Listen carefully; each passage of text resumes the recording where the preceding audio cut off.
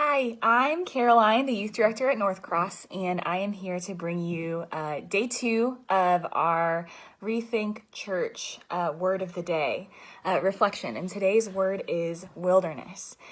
And I don't know about you guys, but I feel like we've been in the wilderness for a while already. Some of us have been quarantining for a while. Others haven't been able to quarantine because of their jobs, but when we go out there, it's like a ghost town. It's scary. We're afraid to touch each other, and it's just this weird, uncharted territory that we're in. And unlike most things in life, there isn't really a handbook for us on how to parent during a pandemic, how to work in a church during a pandemic, how to do anything during a pandemic. It's overwhelming. It feels like a wilderness. And no matter where we turn, whether it's on Facebook or whether it's on the news or whether it's just talking to our loved ones when we call them up on the phone, it feels like this pandemic is just present constantly. It's looming over us. It's part of every conversation. It's hard to escape it. And that is where I see the connection to the word wilderness. And when we enter into the wilderness, very rarely do we know what to expect. Very rarely do we have a handbook on what happens in the wilderness. There isn't a perfectly paved path when we walk through the wilderness.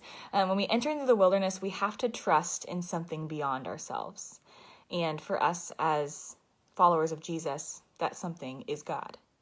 We have to trust in something beyond our own senses to get us to the other side. And I wonder how often all of us during this time of fear and anxiety, we have trusted in something beyond ourselves. We have trusted in God. I admit that I have not done this nearly enough as I think is necessary. As someone who personally deals with anxiety, this time has been really tough. But I feel like for the last week or so, I've just been kind of stuck in my fear. Just dug my feet into the mud and decided not to move. I don't want to move forward. I don't want to try to make it better. I'm just afraid, and I'm going to stay here. And I don't want to take any more steps into the wilderness. But if we look at Scripture, that's not the way that people in the Bible handled the wilderness. If we look at Exodus 3, at the very beginning of Exodus 3, it says, "Now Moses was tending the flock of Jethro, his father-in-law, the priest of Midian, and he led the flock to the far side of the wilderness, and came to Horeb, the mountain of God.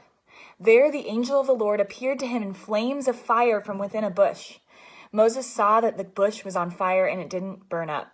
So Moses thought, I will go over and see this strange sight, why the bush doesn't burn up. When the Lord saw that he had gone over to look, God called to him from within the bush, 'Moses, Moses.' And Moses said, 'Here I am.' 'Do not come any closer,' God said. 'Take off your sandals, for the place that you are standing is holy ground.'" Moses was in the wilderness.